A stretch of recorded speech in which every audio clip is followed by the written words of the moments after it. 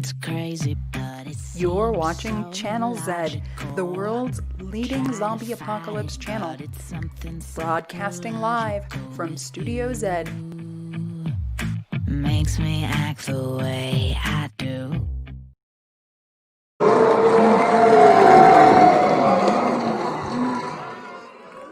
This is the apocalypse you have all been waiting for. Welcome to Late Night Brains, where you can relax, be yourself, and let your brains hang out. I'm Athena. And I am Dave. How's it going, Athena? It's going pretty good. We are your hosts tonight for the only late night show that delivers the freshest brains for your late night consumption. Yes, and we've got a really, really good show tonight. I can't wait. Do you want to tell us a bit about it? Yeah, well, speaking of fresh brains, we have the freshest freestyler you've ever encountered with us here tonight, Baba Brinkman. Baba, welcome. Come on up, Baba. We're going to bring you on. Here we go. Hello. Oh, hey. So great to be here. Broadcasting live from Long Island, New York. Got my myrmidid infected zombie cricket in the background. And this is the culmination of several months of getting geeky with the zombie stuff. So thank you for involving me. Awesome. Well, Baba, it is so amazing to have you here. And we're going to get started with an improv set with you. So we're going to invite everybody, all of you out there in the audience, to Apocalypse Improv with us here.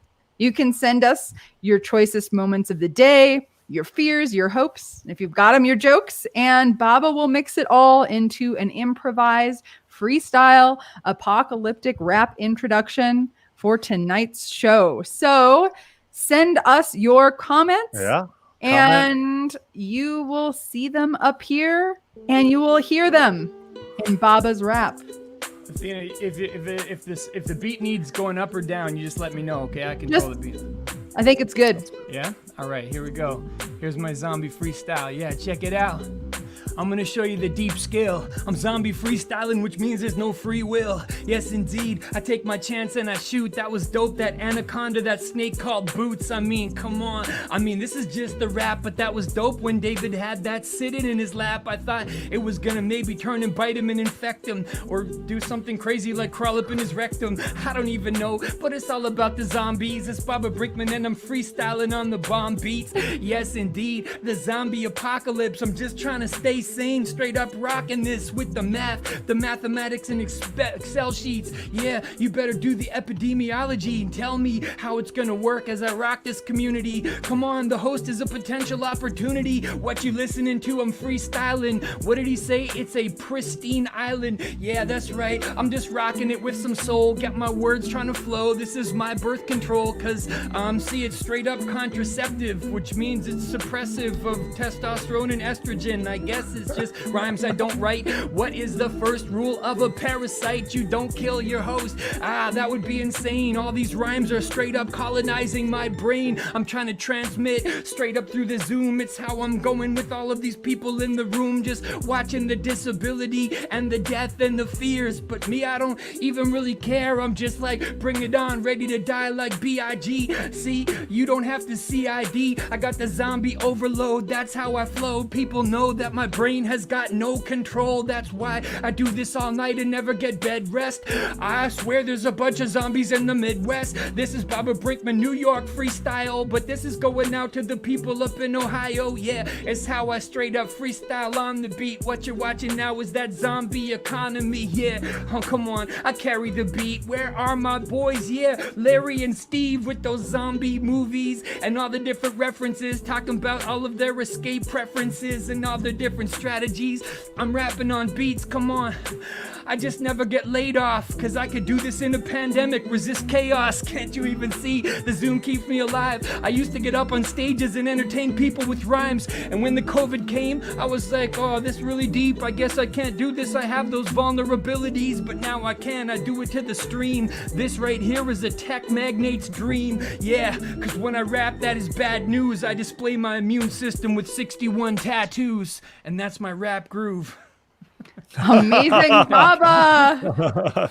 That was awesome. Yeah, That really was. That was spectacular. I think the zombies in the studio are just going absolutely wild for this. They can't get enough. So thank you. Thank you. And later tonight we're gonna get to see a sneak peek, right, of your new video.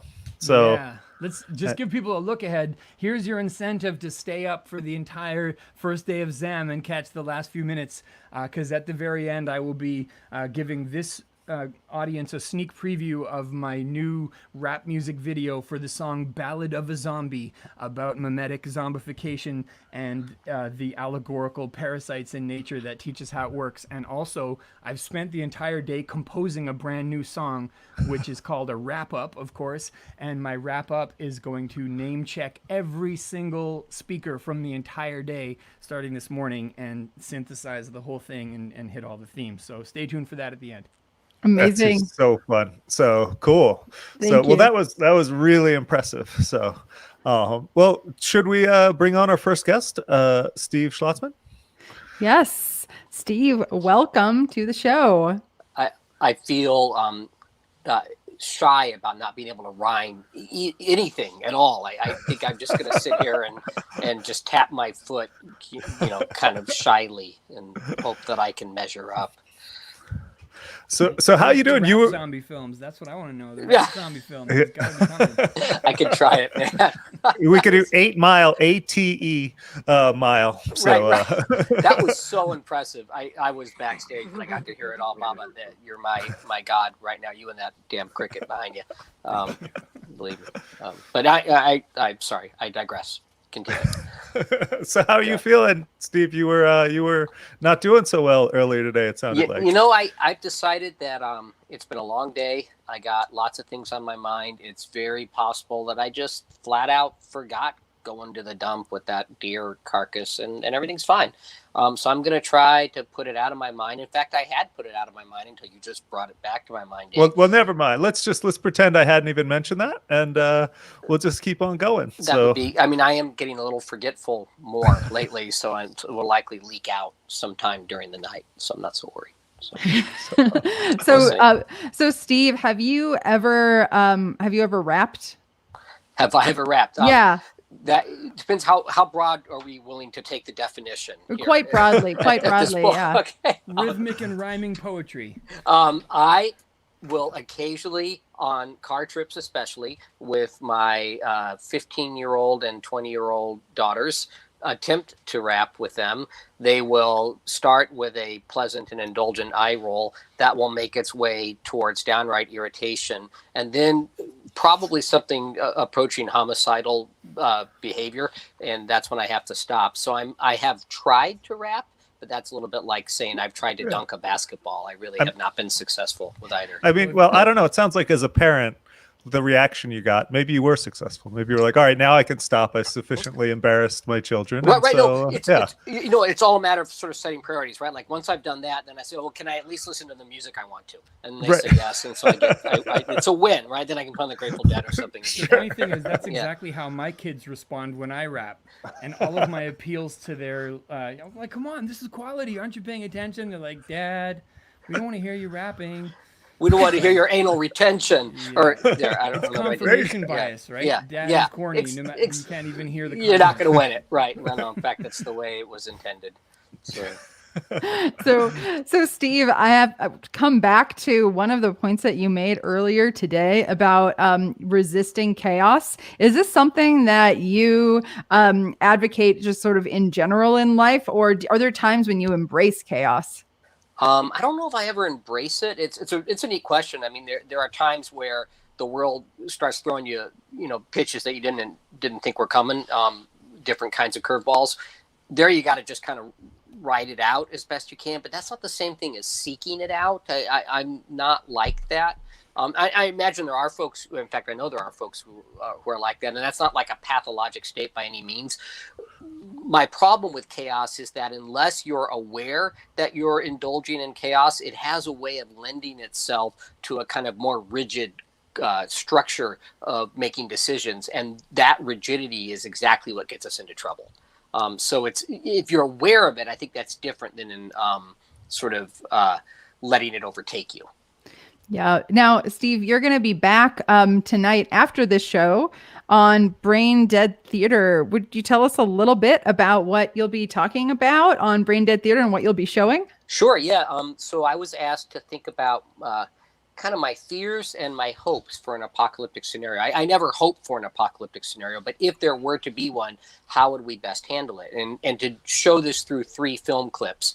And so, do you want me to say what the film clips are? Yeah. Okay. So I chose 3 film clips. One of the most, and I say this completely seriously, one of the scariest movies I've ever seen is WALL-E, the Disney film. I adore the film. It's beautiful. It's just aesthetically beautiful. But that scene is not on the kind of dead Earth, but the scene in the spaceship with the people just floating around and not looking at each other, only looking at their screens. Sort of, what do you want to do? I don't know. What do you want to do? Having everything brought to them, never having to work, and then sort of suddenly waking up. It's scarier than, or as scary at least, as multiple Black Mirror episodes. So that's one thing I show. We show the opening sequence to Dawn of the Dead, the chaos scene, which gets to the point that we were making just a second ago about chaos. To me, that's where Romero just sets the stage so perfectly for what yields the sort of damage that comes as the film unfolds. And then in an attempt to sort of brighten our moods at the end of this long day, there's a scene from this 1985 movie Mask, Eric Stoltz's first role with Cher as the mother. True story of a boy with craniofacial dysplasia, a pretty disfiguring disease. And it's a scene where you've got some doctors who objectify him and other doctors who really embrace his humanity, which might seem straightforward, except the more we characterize folks as others, the harder it is for us to empathize with them. And I know that empathy is a big theme of today's conference, as a way of sort of staving off the worst sides of our apocalyptic impulses. Yeah, it sounds like that matches what we've been talking about throughout the day really well, in terms of the discussion of sort of how we view people with disabilities and things like that. Yeah, no, that's my hope. And plus, it gave me a great excuse to go back and watch Mask, which I haven't seen in a while. And I love that film. It's been a while, and it's still great. And Steve, do we have to worry about any spoilers, or can we watch it without worrying about having any of the key issues revealed in these movies? Oh, you mean watch? Oh no, there are no spoilers at all. I mean, like every good zombie film, you kind of know how it ends before it starts. So Dawn of the Dead is, a done deal. And then the other 2, these are just kind of moments in time that illustrate a larger point, but don't interfere at all with your understanding of the narrative of the film. Yeah. Awesome. Thank you, Steve. Steve, when you talked about the ultimate tactic for responding to the apocalypse is anti-rigidity, I right away thought, next Zam, I'm going to have to register for a freestyle rap workshop, and the theme will be learning to improvise to escape the zombies. I love it. No, that's perfect. I mean, in fact, there's even, I'm sorry, this is just such a cool topic. There are medical education workshops where they can, like at Northwestern does this, where they take the drama school and they teach improvisational skills to the medical students, because they found out that medical students right now sort of go down this algorithmic checklist without sort of being able to move with the patient, to sort of follow the course that the patient takes them on. So they could use you. I would much rather have my students rap the history taking and the discussion than to sort of ask just robotic zombie-like questions of the patients. Differential diagnosis and rhyme, you might stumble onto something you never would have considered. I think that's yours for the taking, man. My time has come. It's passed. Go ahead, Athena. Yeah, well, thank you. It's amazing having you guys both here. We're going to bring in another amazing guest now. We have Sarah Hill here with us. Yay, Sarah. Hey, Sarah. Hi. So we heard a lot from you today about zombification and the birth control pill. First, before we get started, I have to ask, are you still with us from the future? No. Thankfully, I have returned back to 2020 and back in the shit show. Yeah, it's like, what a great year to come back to. It's going to be 2019 or 2015 or something. I landed back here and I'm like, Jesus, now I know why I left. But I'm back. I'm back, and it's people it's still nice. have hormones. Right. Yeah. So, and you guys don't want to know what happens with that election, so just sure to go about Go You do vote. know. Yeah, already done. Kanye wins. Yeah. Yeah. Right. Great. Sarah, did you also leave your black turtleneck in the future? I assume you don't take that with you when you go back and forth. No, they don't let us do that. And all the black turtlenecks and sunglasses and silver vests have to remain into the future. So I'm back in a sweatshirt now. It's bedtime here in Texas. Yeah. No, it was a strange trip to be back. The world was a crazy zombie place with all of the pill taking, the birth control pill taking, and now I'm back here with you all again, and I got to listen to these amazing talks and that rap, Baba, fantastic. I also have never ventured into the world of rhyming, which is probably a good thing because I'm no good You at might it. surprise yourself. Yeah. Let alone he's peer reviewed. He's a peer reviewed rapper.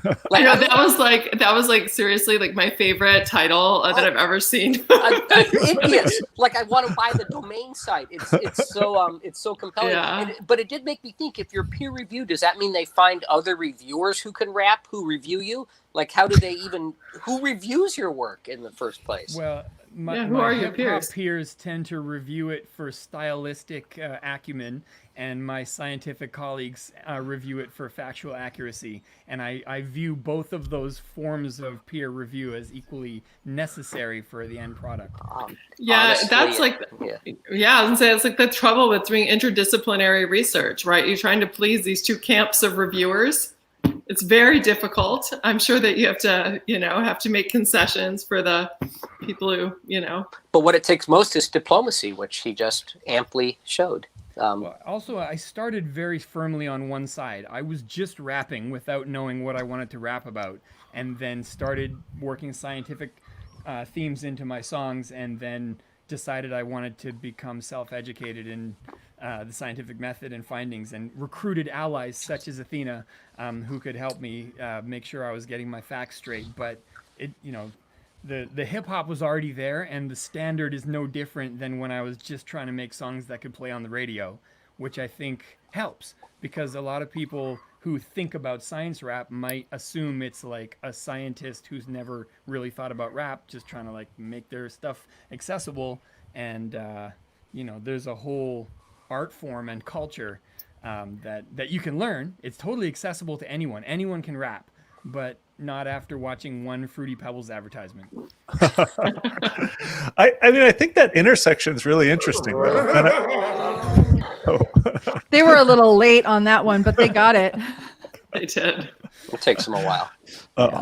But we were talking about sort of the economy today and different things like that, and technology. And one of the things that I personally think I'm optimistic about the future, and Sarah, you may know whether or not this comes to pass, but this sort of way that now these different fields are sort of intersecting, and you can even like this whole conference where it's like looking at science through the lens of zombies. It's like those are two things that I think now might not have been combined a decade ago, and now they are. And I think it really leads to some really interesting new ways of looking at things, and even seeing the way these different things sort of play out at different levels, so I think the world is always served by Venn diagrams, like positive Venn diagrams. Like it's for camps to intermingle. It's actually one of the things that drives me most crazy about being part of a university where the disciplines don't want to get together. Like my kind of notion of the life of the mind is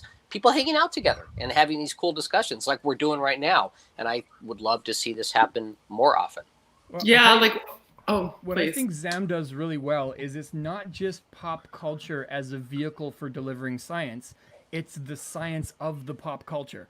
So it's a very sort of natural integration, not just like a sugar coating on medicine or whatever, which I think is that's the kind of low hanging fruit of science and arts interactions, is like wrap the science in art and give it to them as art, and then they tangentially learn science.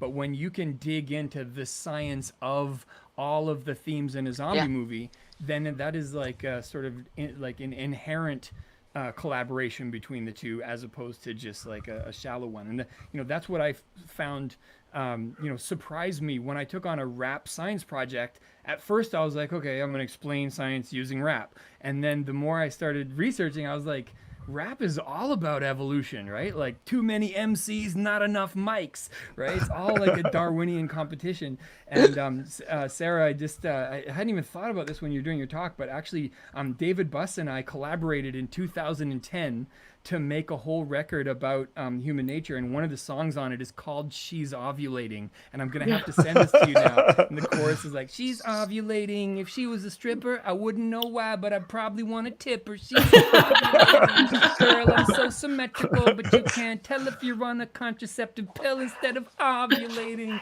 And it's like the whole research in a rap song, but like after writing that song and then going out to the club again and like watching how people interact, you like almost see the hormones. You know what I mean? Yeah, I love it. Definitely need to check that one out. Smart.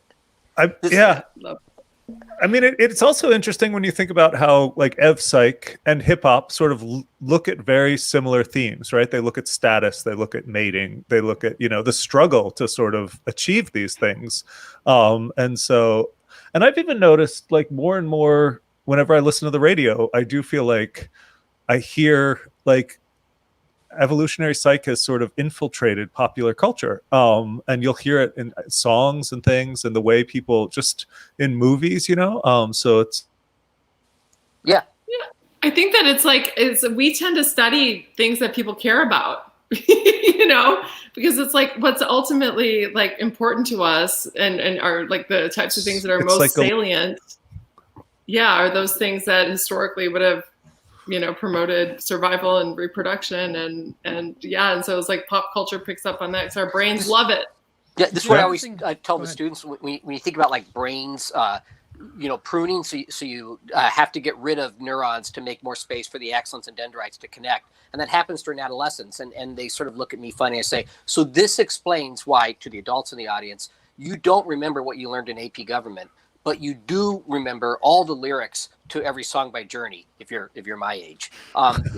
Even if you don't particularly like Journey, you remember the lyrics. And why is that? Because it had salience. It had emotional salience. You were much more likely to get a date to the prom by knowing the words to a Journey song than you were by knowing AP Government stuff. And it's just the way we're wired. So we're actually asking kids to sort of hold on to things that they're not particularly interested in holding on to, but that's okay because their brains are going to make those decisions anyhow. Athena, I remember you told me about the course that you teach where people bring in different genres and analyze them in terms of their life history messaging and how that.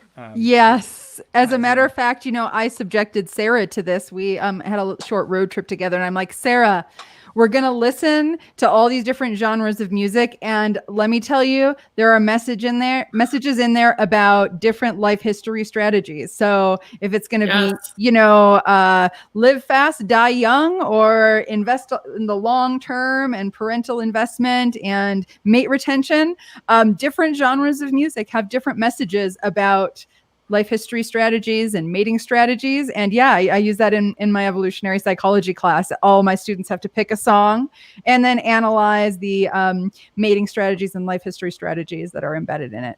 Yeah, my favorite was the moment when we sort of had the clarity about why it is that, the people, the country songs, which, all these people are poor, right? But they're from these environments that are resource, scarce, but they're predictable, right? And so instead of having like a fast life history strategy where the men are like, they do the thing and then they leave, it's all about like investing, like that heavy investing strategy, because they can differentiate themselves from the other guys by investing their resources, and they're predictable, even though it's resource scarce environment. So their feathers are prettier at that point.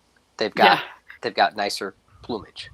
They have nicer plumage. Well, it's because they can tend to the eggs. It's like the other birds have a nice tail. Right. But I'm gonna feed your chicks. Wait, who are the guys? Who are the It's too late.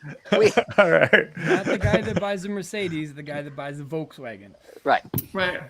Right. So I don't have a lot, baby, but I will care for those illegitimate children that you had with the next door neighbor. Because that's just the kind of man I am. Yeah, that was a good time. Sarah, you always have a fresh take on things, so I really appreciate your perspective.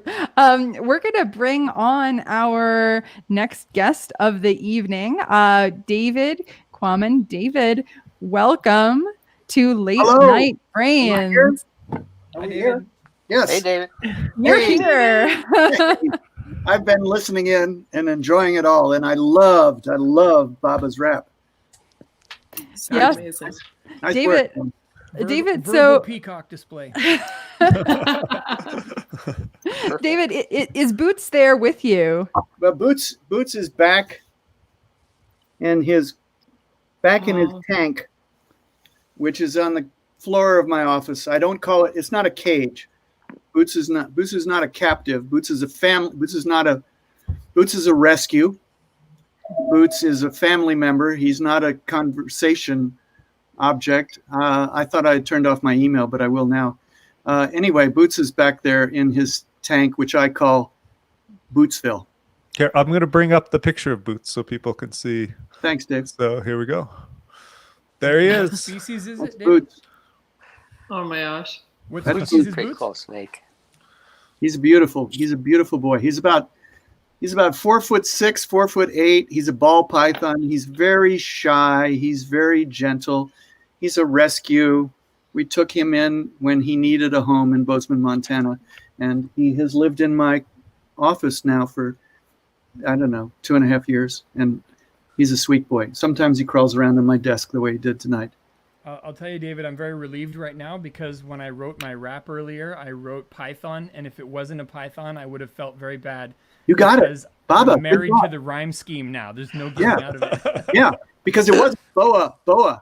It was python, and I loved the fact that you got a rhyme out of infection and rectum. To get anything out of rectum is a victory. Yeah. Yeah. Good job. Yeah. Good job. The end gets the flesh. Anyway, but while we're on the subject of rap, okay, so I'm of a generation. I'm of a certain generation. Okay, boomer. And for me, rap began in 1964. And then it was reaffirmed in 1965, Dave. In 1964, rap sounded like this.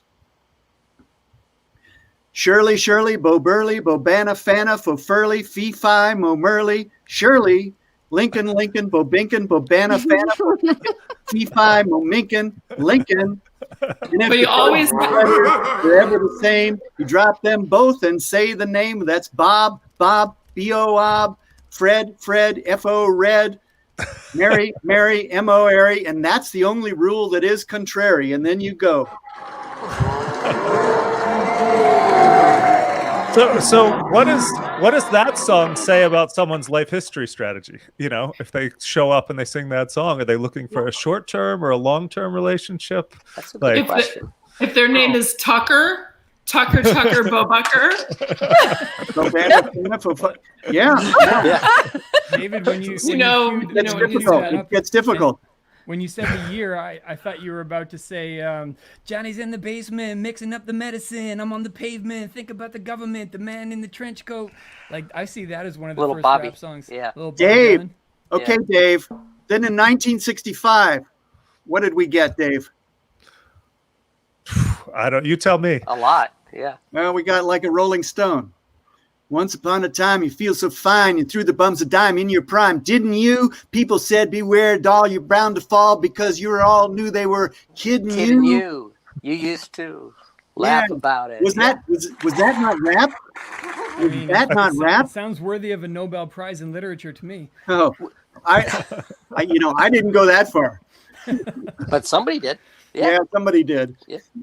Yeah, and Anyway. Kendrick Lamar won a Pulitzer Prize for literature for his rap record as well. So there's, people are taking notice. My degree is in English literature, and I did a master's comparing Chaucer's Canterbury Tales with rap competitions. Really? And showing how the sort of medieval tradition of competitive, even confrontational poetry at court is very analogous to the 8 Mile freestyle battle, and that they're actually due to a form of convergent evolution where there's extremely stratified hierarchical societies where there's one path where your talent can shine and help you move up, and that is literary display. And there was almost nothing else that could do that in Chaucer's time, and that's what he did. He was born lower middle class, like a winemaker, and then he became like a main courtier and government appointee, and really that's what rap is all about, right? The come up, like I was born to nothing and I made my way to this, and it's like basically it's like societal structures versus inherent talents. Right? One night opera with the shirt suit, the drucht of March has pierced to the root. Wrap it up, Nick Bennett, and swishel the core with Bertrand Chandra to the floor. Key English. In every health and health, the tender croppus, and the youngest son hath in his realm. Have in the ram his halve course run. His halve course run. To go on pilgrimage. So this is. I got to say, this is interesting. And it sort of reminds me of when we were talking about how like SARS-CoV-2, where it would like go from like one group to another, right? And you think like this sort of these rhythmic patterns that you were mentioning with like Dylan, and like you can see them throughout time. But then, when I was a kid, it became this thing that exploded, right? It was like all of a sudden it went from there being some songs to like every song was, well, not really every song, but there was a whole genre. And so it's interesting sort of thinking about this as sort of this mimetic evolution of music. Not every song, one of the just most the interesting, I think one of the most interesting inventions humans came up with after language was rhyme. Or was that after language? Yeah, who knows? Maybe rhyme was first and then language. It could have been like repetitive sound songs that had their own symbolism based on the semantics of the linkage, and then sort of complex language fell from that. I think John McWhorter's book, The Power of Babel, made an argument like that. That sort of song sounds came before semantics, and they were built on that scaffolding. But rhyme definitely goes deep, doesn't it? Everyone can relate. It's universal. It's all cultures. And I think, people are often, especially people of a certain generation, not to stereotype, there's been a kind of thing that I noticed since I was young where my parents' generation doesn't get it. They're like, rap, it's just noise, it's all aggressive. And I'm like, no, it's Shakespeare. And it resonates with the kids for the same reason. It's stylistic displays of verbal ability, and people doing this iambic pentameter. Yeah. One of the proofs that humans are worth preserving. For me, there are a few. Major League Baseball, Grandmaster Chess, ballet, iambic pentameter. If you're gonna say Grandmaster Chess, then I gotta say Grandmaster Flash. I was about to say Grandmaster Flash. It was a setup. It was like a softball you had to hit. I'm curious as to what that sort of says about, because like when you think about rap, like musically, where you're trying to, it sort of maintains the same pitch, right? As opposed to other songs that sort of modulate in pitch. Like, what does that represent? Like, about the person who's rapping? Like, and is the fact that because I think, when you were saying your parents think of it as aggressive, I like rap, but I still think a lot of it is intentionally aggressive. And I think it does, does that ability to sort of maintain the exact same pitch of your voice, or sort of, there's still, if you think of like Slick Rick, there'd be some like control, like at a sort of slower pace. Like, I wonder what that shows about testosterone and things like that. Or progesterone. I'll tell you how I see that is basically it's taking the melodic function of music and trying to recreate it out of the sounds of syllables instead. because the rhyming pattern is not like da da da da da da da da rock da da da da da da da da talk. Like there's all kinds of internal rhymes and resonances between the syllables, and those make up their own form of music. So yes, the intonation isn't harmonized and sung in the way that a song is, but if you break it down in terms of the poetry, it actually is a whole stylized melody of sorts, but it's built out of the natural sounds of the words, which are very carefully chosen to create their own kind of pattern, which is similar but distinct from the pattern that musical notes make. You know, this reminds me, there's a kind of a preachy film from the 80s with Timothy Hutton about they find like a prehistoric man frozen in a block of ice, and they set up a kind of biodome to put him in. Is it called the Iceman? It might be called something as simple as the Iceman, but he's the anthropologist who gets sent into this biodome, and some of the scientists want to open up this caveman, and other scientists want to like learn how he works. And Timothy Hutton has a certain amount of time to connect with him before they decide they're just going to vivisect this guy. And he's sitting there at the campfire trying to figure out what to do, and he starts tapping. He starts making a rhythm, and then the caveman starts tapping, making a rhythm, and he starts singing the Neil Young song, the Heart of Gold. And he said, "I've been in my mind, it's such a fine line," and the caveman goes, and it's almost funny, except it's a genuinely moving moment. Like at least I found it moving when I was like 15 and watched it. Like I felt like they're actually connecting, and they're doing it. They don't have words they can share, but they have sounds they can share. And the sounds have more meaning because they're rhythmically conveyed. It makes me want to go back and watch that film now. I think about it. It also sounds like Peter Boyle in Young Frankenstein putting on the Ritz. Oh yeah, absolutely.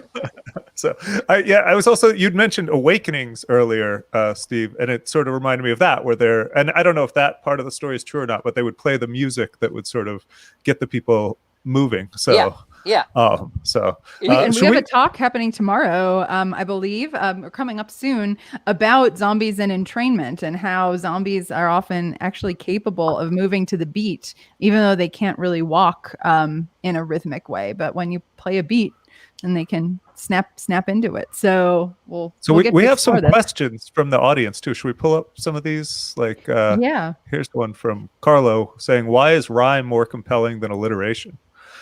So, well, it's harder to achieve to a certain degree because alliteration is based on single letters and sounds, and rhyme is based on longer patterns and brings vowels in and combinations of letters. And there's also a thing that there's like a whole sort of rhyme theory scholarship, and one of the things they find is that that rhyme is more utilized in the poetry of languages that have Germanic rather than Romantic derivations, because Romantic languages have more common conjugated suffixes of the words, which makes for more obvious rhymes. And it's kind of, when you think about it, it's like, it's not very satisfying when someone rhymes nation with station, because it's not really a rhyme, is it? It's just the same suffix again. So it's like the creativity of rhyme is represented in the lateral thinking of rhyming nation with bacon or something sort of counterintuitive, and that's people like, oh, I never would have thought of that, and it has that little sort of surprise humor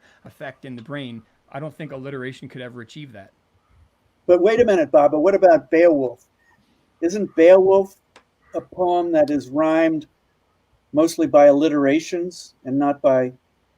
Yeah, and the alliteration was the standard in Old English. Okay, so maybe the Germanic versus Romantic thing isn't exactly right, but I mean, I do wonder also, is it, like we were saying, is it that rhyme is a sort of meme that has found its environment, and like could alliteration make a comeback? Could it find its sort of ecological niche within our minds, and then suddenly that would be the new, we'd be back to banana, fatna, fofana.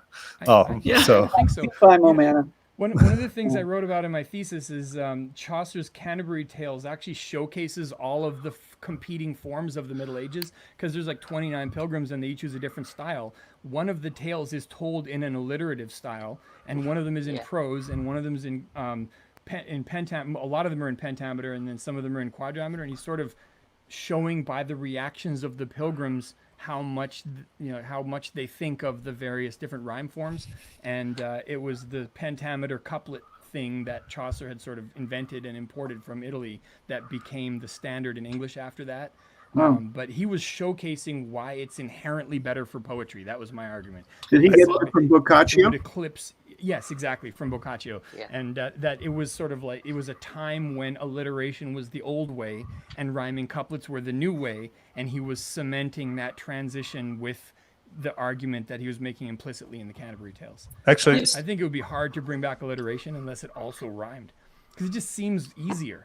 Well, can you think of any like famous pop? This is more of a pop culture question, but I can only think of one off the top of my head famous pop song that has ample use of alliteration. It's the Crosby, Stills and Nash song, "The helplessly hoping her harlequin hovers nearby." Like I'm sorry about my bad singing, but the H, that's the only song I can think of. The thing is, that sounds really nice. Like when you were singing that, I actually really like alliteration. So I don't know. So maybe it just hasn't been realized yet. That's what you're hypothesizing. Well, We do have a visitor from the future who could tell us, but yeah, I'm keeping that to myself. You know how it is. If you talk to about what happened in the future to the past, it changes everything. And okay, yeah, don't mess with it. I don't want to do that. Others have played with it, but not gone top 40 with it. From what Well, so it's really so there's this like research and where they've looked like across different species and looked at rhythmic displays. And they tend to find that you see more rhythmic displays in species that are living in like really dangerous ecologies, because in those types of ecologies, neural firing consistency becomes more important in terms of survival. And so it's one of the ways that the males can really sort of demonstrate that their nervous system is put together in a way that allows for consistency of neural firing speed, which makes them, of course, better able to survive. And I'm thinking about rap and the Hood. And like you're making an argument against middle-class suburban rappers right now. Yeah, no, it's just really interesting. It'd be really interesting because I just was making that connection because like most of this research that's been done has been on crickets and different types of songbirds. But that may actually be playing a role. I would think it would. I mean, it'd make perfect sense to me that we would see that rhythmic displays both in terms of dance and in terms of the styles of music that are most preferred. Should follow those similar types of patterns within a category of organism, which with humans, one could certainly expect that we would see that in more dangerous environments, that rhythmic displays should be more important. And that in terms of mate choice and that sort of thing. It'd be really interesting to see even just like, who's more likely to get laid, right? Because if it's not just about the degree to which the display is displayed, but also the degree to which it's something that's effective in terms of attracting partners, does the suburban rapper do less well with the ladies than Sarah, the rapper in the hood? I am imagining a study where we sort of, manipulate how salient the apocalypse really is for people, and then ask them to evaluate potential dating partners where they get to watch them dance. And then there's some other features that they have. So they have like someone who's a good dancer, but maybe their other qualities aren't as much, right? And see if the apocalypse manipulation changes their mating preferences. I think I'd be. It's an empirical question. Why do peacock's people that tail, grow up peacock's tail. poor Who dances better than the peacock? most successful rappers? People that grew up relatively comfortable don't tend to make amazing rap music, and that's an empirical fact that I noticed since I was young, and then constantly debated whether I should even bother or not, because I didn't grow up in a dangerous situation at all. I just loved the art form, and I was like, okay, I'm going to try to beat the odds here. But what causes the odds? Well, that's true of the blues too, right, Baba? Mm-hmm.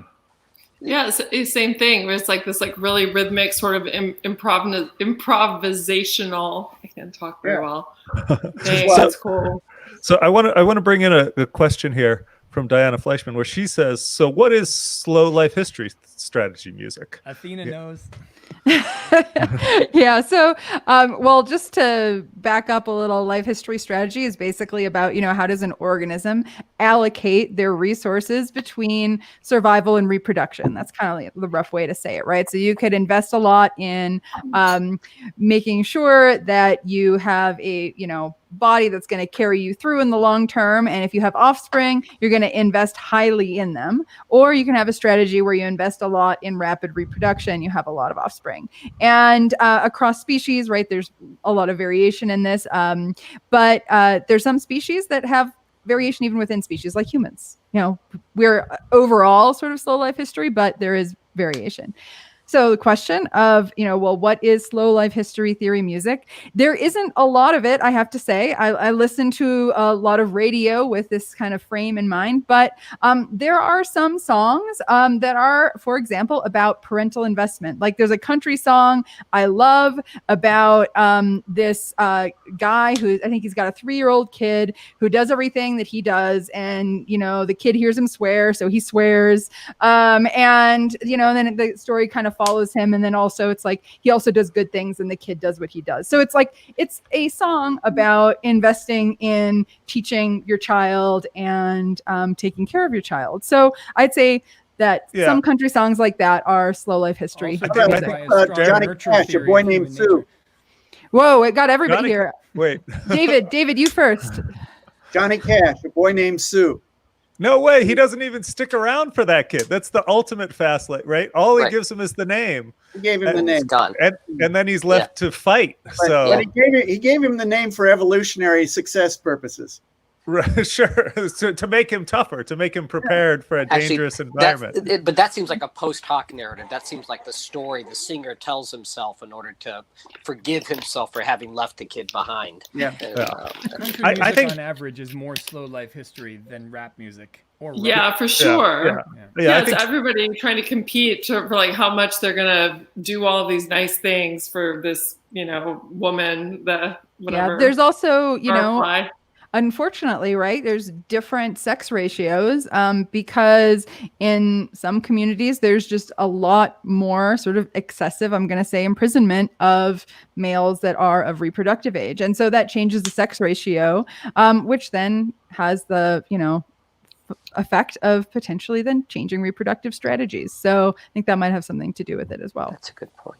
Also, I mean, when you think about a lot of country songs, like, I mean, so I was going to say Darius Rucker does, I think, a lot of slow life history things. And some of them are about sort of investing in kin, but there are others that sort of subtly drop in these hints of, I have resources, right? In a sort of, like, they'll just talk about sort of the comfortable things they have back home. And it does sort of say, look, I have the things that you need in order to sort of survive. And so, yeah, I think there is a lot of slow life history strategy music out there. What's interesting is when rap is doing both and setting up a hierarchical criteria of what qualifies one or the other. So there's a really succinct couplet, or maybe it's 4 bars by Jay-Z, where he says, I might buy you Chris, but that about it. I might ice your wrist, but that about it. Fuck it, I might wife you and buy you nice whips, but girl, you really gotta rock nice dick. So basically he's like, everyone I'm with is auditioning for that Beyonce position. And that was 10 years before Beyonce, but as a sort of narrative strategy, or who knows how much of his attention from women came from the narrative versus all the other factors. But even rappers are very explicit about, you know, what it would take for them to settle down. And it's not impossible. It's just like hard. Yeah. I think Jay-Z is a good example. Crazy in Love, where it's him and his wife, you know, duetting. That's an interesting sort of demonstration of, hey, you know, I'm showing commitment. So, yeah. So I think now it would be amazing, Baba, if you would talk to us a little bit about the zombie anthem. So for you, what was the best part of putting together this zombie anthem? I mean, for me, it was just the unexpected threads of collaboration that came together, where, you know, you and Joe sent me articles to read, and I have a music producer that was like, oh, a zombie song, I'll just do something really creepy with the beat. And then, my designer that does my album covers made me a zombie ant based on the lyrics. And then I was like, oh my God, that's amazing. Can you make me a cricket now? And then she made me like 7 of these alternative album covers. And I just happened to luck onto watching that Social Dilemma film while I was writing it. And I wasn't sure what the hook was in terms of like the theory of memes versus biological parasitism and zombie organisms. And as soon as, that movie, just brought it home for me. I was like, man, I do spend a lot of time just like keeping up with the news on Twitter. And then that personalized it. And I don't know, all the parts just came together. And then the music video, which Neil had these amazing illustrations for, and I could just see like this is going to be a concert where I'm entertaining zombies, and so many moving parts have landed to make this video possible. So I'm gonna set this up. Steve, you should head back to the green room because you're gonna be on the next show. So you gotta go. I was just told to summon you back. So thanks for joining us. Thanks for letting me. It was a great conversation. I really enjoyed it. Thank you, everybody. Bye, Steve. Bye-bye. All right, you guys ready? And just as a look ahead, if we have to end as a hard out at 8, we probably should only play half the music video because I have like a 6.5-minute original rap. Oh, yeah. Let's work today. Play the first half today, or we could run late. Let's play the first half today and the second half tomorrow. Okay. All right, that sounds good. Here we go.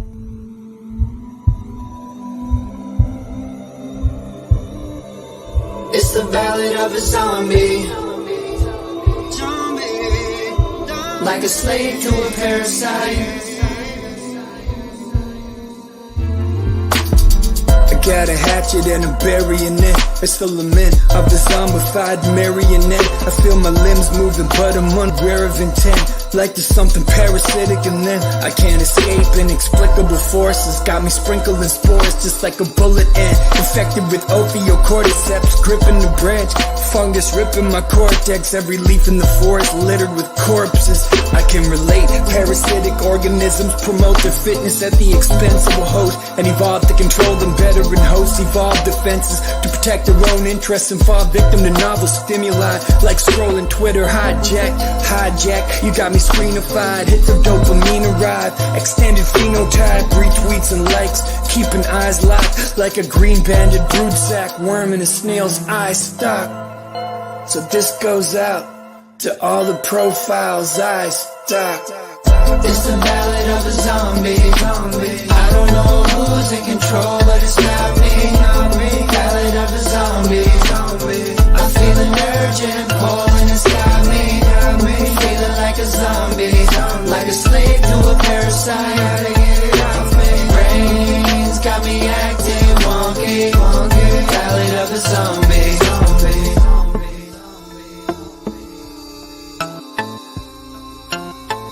Zombified for the thrill of it, jacked on euphoria, cicadas high on psilocybin, dripping massive spore, abdomen a mass of spores, junk completely gone, and all they wanna do is get their freak on. To the zombie theme song, a parasitic meme song. Apparently we evolved to pass genes and these on over eons. Ideas, beliefs, thoughts, true or not, you're nothing to them but a cockroach to a jewel wasp. And yeah, some of those memes do keep you alive, just long enough for the progeny to eat your inside. Defend your beliefs till you die, despite the blunt trauma, like a caterpillar defending a pupating wasp larva. Horrible, but part of our lives, unignorable. Posting articles online cause someone called you deplorable. Curating your feed when you're the feed, the product being sold, like a crab grooming a sack of Sacchalina barnacles. Shout out to everyone who's ever been part of a cult. Wow, that was amazing. And the zombies in the studio, they're kind of going crazy for this one too. They really liked it. I think we're a couple days from having this live on YouTube, but we're going to push it out to everyone once it's ready to share, and I'm really excited to see how far it goes. Thank you, Baba. Awesome. So, Baba, what's your favorite zombie? I mean, it's hard to beat the cicadas and the Massospora. because it's got so many levels to it. You know, it like hijacks their brains, makes them hyperactive. It's got an amphetamine that makes them hypersocial. It's got psilocybin in it, so they're tripping. You know, as somebody that used to go to raves and like sometimes just zone out and bounce around and sometimes try to flirt and find girls, I'm like, I relate to those cicadas. I even had the literal psilocybin driving me at the time. So any parasite that could achieve that would totally work, and it does totally work. Awesome. Baba, you've got something else for us tonight, don't you? You guys are spoiled, I tell you. We are very spoiled. That is true. All right, so this is a whole weird concept that I've developed over the past few years. I call it a wrap-up, and it's a simple concept, technique. I listen all day, and I take notes, and I write a song over the course of the day, and there's a lot of adrenaline involved because I know I got to perform at the end, but it's all brand new, and it's all for you people. People who witnessed today will understand what I'm talking about, and people who did not witness it will have no idea what I'm talking about. But I will name drop and rhyme every single person that spoke today over the course of this next 6-minute rap. So, all right. Yeah. It's the zombie apocalypse medicine meeting day 1. Just trying to get the message out. Check it out, apocalyptic dispatches from the front lines of the freaking zombie attack. It's manic. They all just want my brains to get snacking. I'm zombified by evolutionary mismatches. I'm broadcasting live from this bunker I just fashioned. I'm waiting for the cavalry so I can get extracted. And in the meantime, I'm putting that science into action, trying to focus even though I can hear them scratching dispatches. I'm trying to keep them off and reverse engineer a cure like I'm Steven Schlozman. I'm zombies all over the street biting and smothering, and Steve is trying to coddle the zombies and accusing me of othering. Come on, don't shoot them in the head, you say, just try to contain them, just try to get a panel of psychiatrists to explain them like Eric Bender, Praveen Kambam, and Vasilis Posios, and how I'm supposed to rhyme all 3 of those, Lord only knows. Conorak was one of the victims Jeffrey Dahmer had, hydrochloric acid in his cortex, drilled in his skull cap, zombification by any means, walking that walk, Eric Praveen and Vasilis with that broadcast thought, just like Joe Alcock, Dr. Zed with that kuru, that spongiform encephalopathy, prion brain voodoo. Did I say prion? My bad. I meant to say prius. They can try us, but you can't kill them with cooking like a virus. Amanda Gallagher, baby, your dinner's looking kind of brainy. I lost my appetite after you described something called scrapey, chronic wasting. Dr. Drew was kind of helpful in defining Khrushchev Jacob disease over a mouthful. Clint Callan, get the axe, yeah, save yourself. They look kind of tasty, but don't eat the ataxic elk. Back down from Mad Cow, don't mess with the prion, don't mess with David Quammen. He's a man with a python. David, adjust your camera. Yeah, we do want to watch it, but all we can see now is a shot of Boots in your crotch, and Boots is off to explore a new object. David, watch out for snake viruses, that zoonotic. You're just a pristine island when a vector's all close and that snake's kind of looking like a reservoir host. I'm thinking you probably want to listen to Rob Dunn, cause Boots is looking hungry like eat, pray, run. Peter Todd, keep it off, that snake is mad to kill us. Quick, feed it some cordyceps infected caterpillars. $500 an ounce? Damn, no way. Quack aphrodisiacs are bigger than cocaine. Get the zombie worms in a bag for the dope deal. Selling shroom Viagra like I'm Erica O'Neill, like water for chocolate. Yeah, zombies on a carcass. You smell that rotting cabbage? That's the smell of Ann Barwich. The smell of the apocalypse is the smell of burning flesh and sauerkraut. Delish, according to Ann's Germanness. And then Diana Fleischman jumps in the comment section to remind us that human flesh is actually quite nutritious. Did she comment intentionally, or was she zombified when the idea chimed in with her last name, which is Fleischman? Fleischman, fleshman, human flesh, smell it and that's food. Raw kicked or plain like Christopher Lynn tattooed. And for those who think a tattoo is really illogical, talk to Esther B. Florsheim. It's immunological. Fitness signaling is hard when you're wrapped in a parka, so get the go bag bling, baby. Emily Zarka, get the willow bark to kill the pain. Pack a Sharpie and we'll be safe with the medievalists like Danielle Sobolski. You got it right, back when the plague killed all in sight. fight. The survivors had leverage, baby. Just ask Roger White. So fine, roll the dice and get the pandemic sparking and pour me a striff quarantini. Yeah, Cameron Carlson. The anti-mask zombies are out to protest again, peeking through the shed window of Mr. Larry Fessenden. So do whatever it takes, whatever you think works. Correct the legacy of colonialism now. Jessica Brinkworth, try to laugh like SNL in this pandemic hell. Use math as a tool to stay sane like Es Miguel. Even in the face of zombification enhancers, listen to Damon Bennett. Social media necromancers are hacking everyone's amygdala. So how could it go badly? We need to domesticate Facebook. Ask Carlo Malley. I mean, if you come guns blazing, you just breed for resistance, or you fail to breed entirely like oral contraceptives.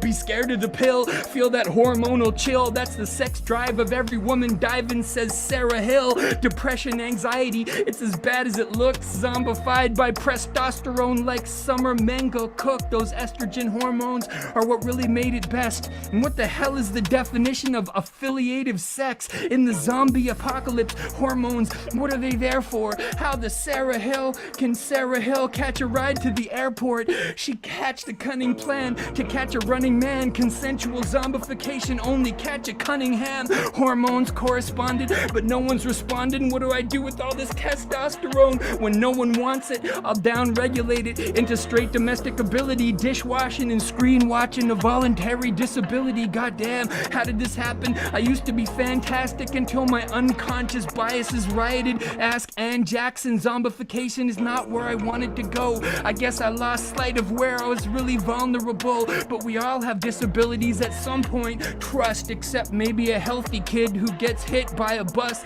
and that's fast life history. Just ask David Buss. Time to speed every one of my mating strategies up. We got the tactics. If you want it, yeah, you can come and get it. Late night brains, baby, with Dave Lundberg Kendrick. If only we could lift this cloud and get back to business. I need an escape strategy. Help me, Athena Actippus. It's only day one, and I'm ready to act vicious. And when the zombies come, yeah, it's coalitions that are fittest. It's the apocalyptic zombie place. The dispatches from the front lines of the attack, and it's manic. The zombies are trying to get my brains to get snacking. I'm zombified by evolutionary mismatches. I'm broadcasting live from the bunker I just fashioned, waiting for the cavalry so I can get extracted. And in the meantime, I'm putting that science into action, trying to focus even though I can hear them scratching. Can you hear them scratching?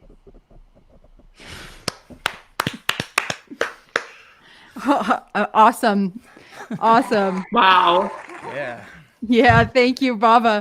Well, that really wrapped things up, I would say. I didn't know how many speakers there was going to be on the list today. When I wrote them all down, I was like, so there you go.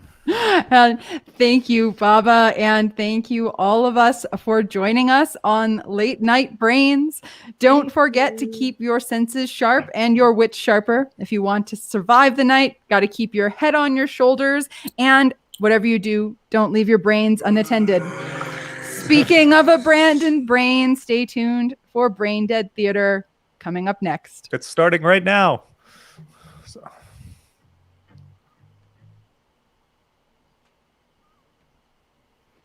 I know it's crazy, but it seems so logical. I can't deny that there is something supernatural with you.